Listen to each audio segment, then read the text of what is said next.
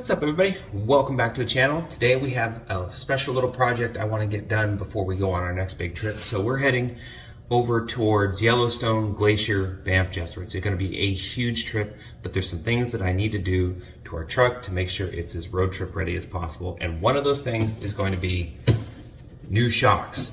So the shocks on this truck have, I'm assuming they're original, a little over 150,000 miles on them. They are good and wore out. Like you can already see, there's a little bit of movement here. We want to fix some of that. So I'm going to work on doing the rear shocks first, move up to the front. This is going to help our new tires that we just had put on get as good a contact as they can into the road, and it's going to help us maintain a good solid contact patch while we're driving down the road and keep all that weight where it should be. So without further ado, we're going to jump under the truck. What we're going to need for this job is pretty simple. So for the back two shocks, you're going to need a 21 millimeter on both sides. You can use either a 21 millimeter socket on impact like I've got here, on a ratchet, but then you're going to need a 21 millimeter wrench, or as what I've got under here is another socket with a solid breaker bar for both top and bottom. Once you get them out and extracted, you're going to need to cinch them down to 70 foot-pounds on both the top and bottom nut. But if you don't have access to a torque wrench, just make sure you do the German method and get them down good and tight. Okay, so let's hop under the truck, take these first couple out, and I'll show you how to get the shock in once you've got it out. So here's a close-up of the top and bottom bolts. They're both 21 millimeter on both ends. You'll just remove them, take the bolt out. You may need a little bit of persuasion to get the shock out of the mount point. But once it's out, you'll just reuse the same hardware. You'll go over and grab your new shock, and you'll make sure that you're pressurizing the new shocks 3 to 5 times. So making sure it goes through the full stroke all the way down to the bottom, let it relax all the way to the top, and then pressurize it again. This will make sure your shocks are good and charged and ready to go. Then from there, reassembly is just the reverse of the disassembly. You'll install your top bolt first and nut, just get it started, and then kind of press up on your shock and install the bottom bolt and nut. Cinch them down and then torque to spec, and you'll do the same for the other side. All right, that's everything torqued. That's the rear done. So now onto the front. And real quick, you can just see the difference of how much movement we had before and then how much shock travel we have after. Okay, now for the front. So the first things I'm going to need to do here is I'm going to need a flathead screwdriver, because you're going to need to pry your cover off to expose your lug nuts.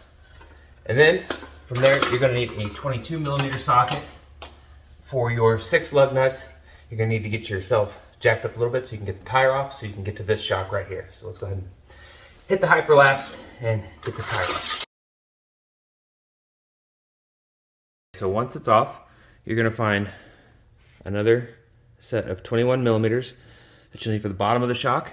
But the difference is up here, you're going to have isolators, and on your old shocks, you're probably going to have a 15 millimeter nut, and you'll probably need a pair of vice grips to grab the bottom, because as you start to loosen the top nut, the bottom of the shock body will start to twist with it. So let's get the camera set up. I'm going to get this shock off, and I'll show you the differences in our new shock.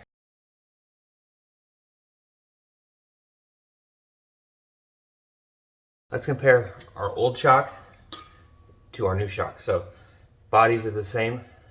The style now for the tops is the same. So this is slightly longer, and this AC Delco one doesn't have the same collar on the bottom, but the reassembly is going to be the same. So you can see how your old shocks were oriented with how the rubber was. Make sure that the notched end is always pointed up on the bottom.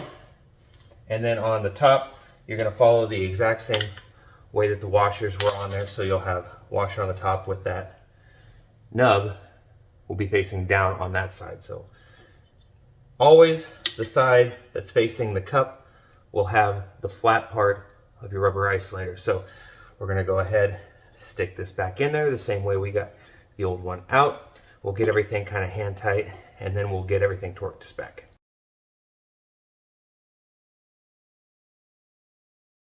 What you need to do once you have your shock in is you need to torque the top to 15 foot-pounds and your bottom nut to 59 foot-pounds, then you need to replace your wheel, torque those nuts to 140 foot-pounds, and one side's done. Be ready to move on to the next side. So once you have your other side done, you'll have all 4 shocks changed. You'll be good to go. Run down the road a little bit, make sure everything's good, and also make sure after about 50 to 100 miles you retorque your front wheels because you had the lug nuts off and you have aluminum wheels. But that's it. Thanks for watching. See you guys in the next video.